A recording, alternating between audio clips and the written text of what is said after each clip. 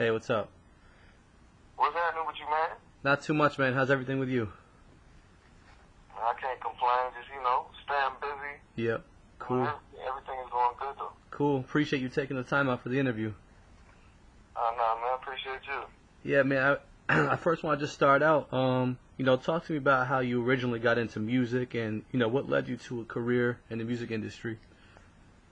Man, I was born into this, into music. Came from of course, from the church side of things. I'm a church boy still. My family is a very musical family, the Bereal family. And so I grew up in my grandfather's church, and we all, my cousins and siblings, we all either sang or played something. Mm-hmm. And I originally started playing the drums as a kid, and I always could sing, but it was something I never wanted to do. I was real shy about it. I thought it was more cool to play the drums. You know what I'm saying? Yeah. And as a child, my mother would make me sing sometimes, and sometimes I would do it, sometimes I wouldn't. And as I got older, some of my cousins and associates that I grew up with that were musicians had already started playing for different artists on tours, and that was the cool thing because we were in the gospel world. So when we had a couple friends that were playing for Jodeci and the Eric Benet's back in the day, Rashawn Patterson, Brandy, Destiny's Child, I had family and friends that were musicians that played for these artists. Okay. So I finally got old enough.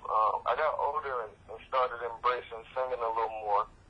And when I turned 18, I just said, you know what, man, I'm gonna just really get really serious about the singing, because I had started really doing it about 13 years old, and I always could do it. And at about 16, I started really getting my craft together and just learning my voice. And by the time I was 18, I was doing it professionally. Mm-hmm. And I put the drumsticks down, man, and I went on my first tour. I went on a few gospel tours, but my first actual secular tour, I worked with Casey and JoJo, and oh, cool. Then I sang with Ruben Studdard when he first won American Idol. Went on tour with him, and was out on the road with Kelly Rowland, and just started singing background for all these people. Mm-hmm. And so because I sang backgrounds for so many different artists, once I started writing music, I actually formed my writing craft. Mm-hmm. I'm working with my cousins Kenny and Charlie. Shout out to Hit Club. Hit Club is I've always been with them since the beginning. And so while I was developing this writing craft, I was singing background for a lot of people. So that when my writing got up to par, shout out to Tank. Tank got me my first placements on Dave Hollister's Real Talk album. Okay. So he ushered me into the writing game. And so once I got those first placements with Tank, and just started carrying around CDs of songs that I had written and recorded or vocal produced, because whether it was a male or female song, I already had all the relationships with the artists to give it straight to them. Mm-hmm. And the rest is history. Yeah. History, So I've been, just growing ever since then, and God has been blessing me to have so many great relationships. Now, of course, it's a lot easier to get my placements because different artists, they request my pen. So, mm-hmm. Okay. But now I'm doing my own thing, and I originally started writing because I wanted to do my own thing, and I just found out that I could make a lot of money selling some of these songs. Yeah.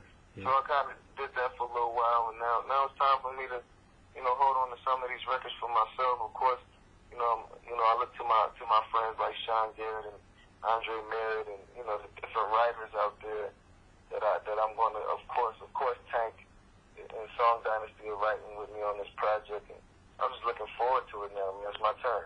Mm-hmm. Cool. Yeah, before I talk to you, more about your solo career and what you're going to be doing up in the future, I want to talk to you a little bit more about what you touched on, and that's how you developed your craft for writing, because people know you as a very talented writer. How did you develop that talent for writing?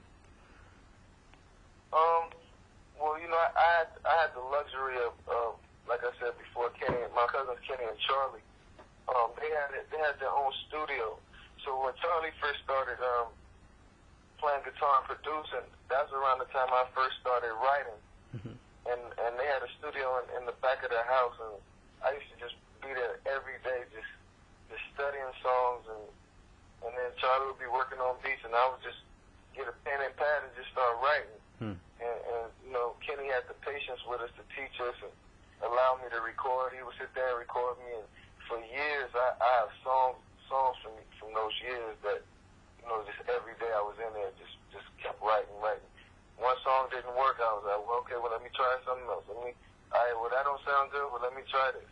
So I just stayed in the studio, didn't come out like I was a studio rat. I would sleep on the floor, wake up, listen to the beats that they had, and just keep writing. I would invite some of my friends that were more advanced in writing to come and write with me, or some other friends that were starting writing as well. We would just sit there, man, and just go at it. Okay, cool. Talk to me more now about your solo project you're working on. You know, I know you signed to Busta Rhymes' label. Talk to me about how that opportunity came about. That opportunity came about. I've always been good friends with Busta. Busta was working on his album last year, incredible album getting ready to come out, and he called Jamie Foxx for a feature, and Jamie went to the studio, and Busta had this track that was just incredible, and me and Jamie worked together a lot lately, like when it comes to his writing in the studio as well. So he called me and was like, Lonny, I need you to get over here, you know, help me write this song, me and Busta Rhymes. So I'm like, all right, cool, I'm on my way. Yeah. So I get there, and I hear the track, and I call my writing partner, Jado. He gets there, and I had this crazy idea that we just brought to life, and you'll hear it on Busta's new album. So Busta loved what we did so much that he started calling me himself, like, yo, Playboy, I need you to get over here and write these hooks for me, man. Come, I got some ideas that, you know, I know you'll kill them. Yeah. So me and Jado started going over there for about 2-3 weeks straight, and I ended up getting a feature on Busta's new album as well. Oh, but cool. we came up with such incredible work together, and Busta was just like, Lonny, you've been in this game too long to not do your own thing, man. Like he said, you know, I don't want nothing from you. I believe in you. There's no jealousy. You know, I'm a rapper, so you can't step on my toes. You know, you sing. I think you need to get out there, man, and I want to help you get out there. I said, all right, Bus, you know, what you talking about? Yeah. So he came with some paperwork, and, you know, we negotiated back and forth for a couple months, and you know, here we are. Yeah. Cool. Very cool. So, you know, are you currently working on your debut album, and, you know, when can we expect that? What can we expect in terms of that? I'm working on that. It's almost done, actually. It's going to be titled Love Train. Okay. And I got Chris Brown. I just did a record with Chris Brown for that. Busta's on it, of course. I'm getting YG on it, and I was with Tiger last night. He's giving me a verse. Big Sean is getting on. It's gonna be. I'm excited about the project. Tank is, of course, me and Tank are gonna do something together. It's gonna be a hot album. I'm working on that as well as the Love Games Part 2 mixtape. Yeah. So you know, my plate is full. Of course, I'm working with Chris Brown on his new Fame and Fortune album, and working with Pleasure P on his new project. So I'm kind of spread thin. And then just, you know, still doing live shows. I'm getting ready to go to New York to do a show with Tank tomorrow. Okay. So between these shows with Jamie and Tank, and then Love Games Part 2 on the Love Train album, it's me writing on everybody else's album. I don't sleep too much. Yeah. Yeah. Tell me about that mixtape you released recently, Love Games Part 1. You know, what was your fans' reaction like to that, and what was the reception like? You know what? The reception has been great. As more people find out about it, you know, I'm getting a lot of positive feedback. It was really surprising to me because, you know, it was my first piece of work that I put out there for myself. I just wanted to just throw a little appetizer out there, you know, for the people that are waiting on this album. I said, well, you know, while y'all waiting on this album, let me give y'all this, you know, this little appetizer to feed on, and just introduce myself a little bit and show y'all what I can do. So I put the mixtape together, you know, just for the fans and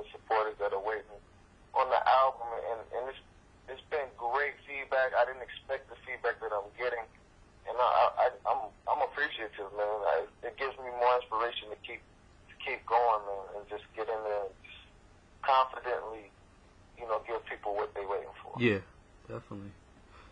Now I want to ask your opinion on something. You know, as a writer, a veteran writer who's had success in the past, do you find there's any stigma that goes along with that, where people may classify you as, oh, okay, he's just a writer? You know, I mean, does that kind of take away from what you're trying to do as a solo artist? Have you ever had that type of feedback at all? You know, I've had that kind of feedback within the industry. You know, the politics of the industry. You know, because just because you can write and sing doesn't necessarily mean you're supposed to be an artist. Yeah. So a lot of times, you know, they're big on image and look and marketing and promoting, and if they don't know how to do that with you, then they really don't see you as an artist. Yeah. They'll see you more as that writer, you know what I'm saying, as that good writer that, you know, well, let me get these records for this other artist from you. Mm-hmm. So I have run into that, you know, within the industry internally, but outside of the industry, the fans have always supported me, and always, you know, even when I do these live shows with different artists, and they all have showcased me in their show, like, it's always been the fans that come to me and say, when is your stuff coming out?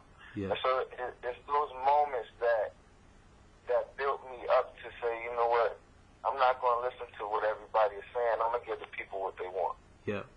Okay. Makes sense. You know, I had a chance to check you out at Tank's show he did in New York City last month, SOBs, and I saw that he gave you, you know, a chance to shine a little bit on the mic, do your own thing solo, which was cool. So, you know, I thought that was good and helps you, you know, get out there to fans. And tell me what it's like working with Tank, singing backup for him. Man, Tank, singing backup with Tank, he's my favorite artist to do shows with, because he doesn't care. As long as you sound great and you pick the right pockets, like, you don't have to stick to the background script. And you got a chance to see the show, so a lot of times we kind of rock like a group more so than background. I noticed that, yeah. So I love that, because he's not intimidated by singers. A lot of singers would be, you know, intimidated and want you to stay in the back and not really do too much and just stick to the script, because it's their stage and they want their shine and they don't want too much attention off of them. Yeah. So Tank isn't that kind of artist. He just loves having fun. And he's a great musician, and he just appreciates people that can help his show, even if that means they steal some of the light a little bit. Mm-hmm. And so I love that about him. So it's nonstop fun, jokes. We all got crazy sense of humor, so I love being on the road with them, and you know, we have a ball, like some little kids. Yeah, very cool. Yeah, I definitely noticed that you guys looked like you were having fun out there, and you all were just rocking out, doing your thing. So it was cool. Yeah, and I have fun too. Look, I have almost as much fun with Jamie Foxx, because he showcases me too. But it's nothing like it's just real loose and just, you know, whatever with Tank. Like, it's just fun. Yeah, cool. Speaking of Tank, I want to talk to you about, you know, one of the biggest songs you wrote for him, which is "Please Don't Go." Give me a little background on that song and how it came about. Wow. I actually lucked up on that one. Yeah. Tank was working on his Sex, Love, and Pain album, and it was just one of those days where I woke up and said, what am I going to do today? Mm-hmm. I said, well, let me call Tank and see what he's doing. So I called him and said, yo, Feezy. I call him Feezy. Yeah. Feezy, where you at, man? And he said, I'm at the studio. I said, oh, where? Which one? So he told me which one he was at. And I said, I'm on my way. I'm going to come through there. He said, all right, cool. So I get there. He always loves to play what he's working on, and what, you know, he'll play the track of what he's getting ready to do and give me his ideas or whatever. And I'll sit there and be like, you know, that's harder, that's not harder, let's do it like this. So I just walked in on Please Don't Go, and he had already started on it. And I sat down and just started throwing lines at him. And then at one point he walked out the studio and was on the phone or eating or whatever he was doing, and I actually got in the booth myself and finished the song. So when he came back in there and heard what I had done, he loved it so much. He changed a few lines here and there, and we knocked it out. You know, we knocked Please Don't Go out. I didn't even think it was going to be a single. I didn't think it was that big of a song. I was just happy to be a part of a song on his album. I was just hoping that it made the album. Mm-hmm. So he called me and said, you know, the label loves it.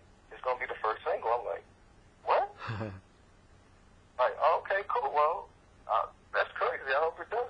Yeah. And before you knew it, it was #1, and I couldn't believe it. And it was my first #1. And yeah, that's Please Don't Go, man. It's still to this day, I'm appreciative of that day. Yeah. Cool. Amazing song. I love it. Thanks, man. Another one I want to ask you about, another one of your biggest hits, is the song you wrote for Pleasure P, Under. You know, tell me give me some background on that one. Wow. Under was actually done at the same studio that we did Please Don't Go. So shout out to Glenwood Studios. That's a special place for me. I always luck up. Me and Tank were actually working with Keisha Cole in the same room that we did Please Don't Go. And then across the hall, we had the session with Pleasure P. So Tank was like, Ron, I need you to finish this song with Keisha. Then I'm going to come and check on Keisha. And then I need you to go over there with Pleasure. So I'm like, all right, cool. So we bouncing back and forth between the rooms. And this, I walked in the room with Pleasure. And Tank was like, listen, I'm going to go back over there with Keisha, but this is the track. And Pleasure, he told Tank, he was just like, man, you know, I want y'all to give me, like, Naked, the song, you know, because Tank did Naked with Marcus Houston. Yep. So I need one of those out of you, Tank. I need a Naked kind of song. Yeah. So Tank was like, all right, cool, well, here goes the track. So we heard the track, and Tank, he came up with Under. He came up with just the word Under, and he went in the booth, laid a melody, and said, all right, everybody agreed, we love that melody. All right, Tank was like, well, I'm going to go back over here with Keisha. Lonny, you and Pleasure got it. Y'all write the song. I'm going to come back in here and check and see, and I'm going to help finish writing it. And Tony Dixon was in the room, and some other Song Dynasty writers. And we just sat down and listened to the melody Tank had, and he had a few words that he had thrown in there. And we played off of it, and Tank came back in there and helped us finish it, and he got Under, man. Yeah. I love that song, too, man. That was probably my favorite song in '09, man. That was a great song. Oh yeah, it's one of my favorites now. Yeah. And we did it again on this new Pleasure P album. You'll hear it. It's a song called Peace of Mind. Okay. That's coming. Oh, yeah. Okay, cool. There's something I wanted to get insight from you on, and that's, you know, Under another song you had a hand in, which was LaToya's Over. And I felt like those two songs, you know, they had like a similar sound and feel to them and kind of like the same structure. Did you kind of follow the same blueprint on those, or like explain that if you could? Yeah, we definitely followed the same kind of blueprint. Yeah. Actually, the same writers. If you look at the credits, it's like that's what we do when we get together. And you know, Toya loved Under as well, and she was like, I need something like that. So we gave it to her. Okay, cool. You know, you mentioned Chris Brown earlier. You know, tell me what it's been like having the chance to work with him. Man, it's been actually a learning process because Chris he's such a genius, and I didn't know, you know, how talented he was until I actually got a chance to go in the studio and work with him. I knew he was great on stage. My first song that I ever did with Chris was a song called on his exclusive album. It was a song called what was the name of that song? I'll tell you right now. But that was my first time working on him with Tony Dixon and Eric Dawkins. And I had a ball working with him. He's vocally fast. He works so fast in the studio. I was really impressed, and he's a very smart kid. And so we got a chance to know each other in the studio around that time.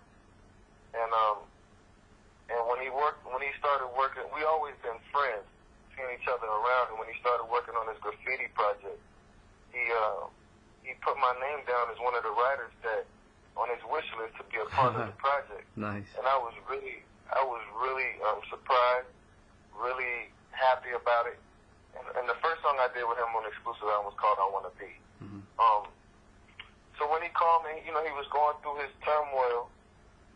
I really felt like one of the elite because he reached out to me in the hardest time of his life to come and create this album with him. So I got to Orlando where he was based, and you know, it was like a compound. Had this building and it was, full of rooms and everything. And you had the Swiss Beats out there and the Rodney Jerkins and just all these producers that I always wanted to work with that I never had a chance to. And so it was really fun. Chris is a big kid. He loves to have fun. Yeah. And he just, his melodies and just the lyric that comes out of his brain is just great. And so I sit back and feed off of him now. Even on this Fame and Fortune album, like we tend to bounce off each other's ideas a lot, and it's just fun, man. It's the environment is great. Yeah. And I'm glad that he's back. Graffiti should have been a bigger project, and I was happy that around the time we did I Can Transform You on that project, a lot of people were saying, the thing on Lonny Bereal was, well, he's a great ballad writer. He doesn't really do up-tempo. Yeah.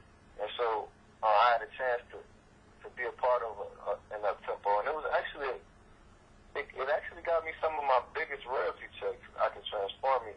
Yeah. And that came out, and then Tierra Marie Cause the Scene came out, so I had these up-tempos that started releasing around the time people, my critics were saying that I couldn't write up-tempo. Mm-hmm. Okay. But, so and then I got a chance to be a part of Famous Girl, which wasn't a ballad on the Graffiti project. So, Chris Brown he's genius, and he actually is broadening my database as far as, my wide range of writing now. He's got me writing pop songs. He's got me writing country songs. Yeah. He's got me writing alternative songs, rock songs, and we mixing it with R&B. And so, it's a great growing process for me. Okay, cool. I want to ask, this might be a tough question for you, but, I got your ASCAP page up here. I'm looking through all the, your writing credits. Do you have a song that you feel is the best song you ever wrote, and why, if you could? Wow.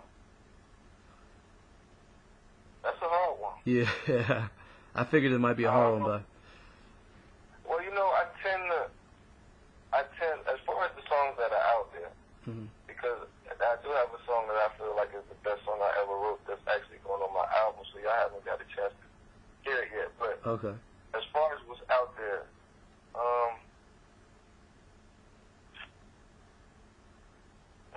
that's a hard one.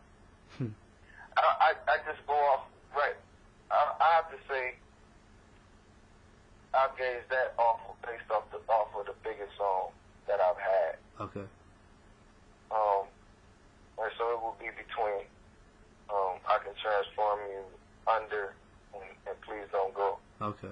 I think I would go with Please Don't Go because it's more of a emotional song, a song that everybody can relate to. It's a song from the heart. And so I would have to go with Please Don't Go if I had to choose, because Under is a clever song. Yeah. It's a clever song how we wrote it and the melodies. I Can Transform You was more of a song for that time, a fad song for the club. You know what I'm saying? So I would say Please Don't Go. Okay, that's fair. Now, as a writer who behind the scenes is real. To me, it's like that's the real star who's crafting, a hit for an artist. And a lot of times, the common fan might not see, the writer, or even know who the writer is. Do you ever feel that maybe you don't get the credit you deserve for the, the hits you've created? Definitely, I feel like I haven't gotten, everything that I deserve when it comes to that, because, being that I write with Tank so much, and Tank was already established writer and producer, a lot of things a lot of songs that I've written that have big names attached to it, even like with some of the stuff I've done with Rico Love, with Tank, or with the Jamie Foxxes, with the Chris Browns, the Swiss Beats, and so my name will get, it'll get lost behind, the bigger names because I'm up and coming. And so a lot of people are not sure how much I really did, or what I'm really capable of, because they know what these big names are capable of that I've worked with. Yeah. So I'm not offended that I understand. So what I start doing is just doing more things on my own, and you'll see that on my album, as well as some of the things that I have coming out real soon. Yeah. Okay, cool. That's all the questions I had for you. Is there anything else you'd like to add? Nah, man, that pretty sums everything up pretty much. Okay, cool. Well, thanks for taking the time for the interview, and you gave me a lot of good info, and I appreciate it.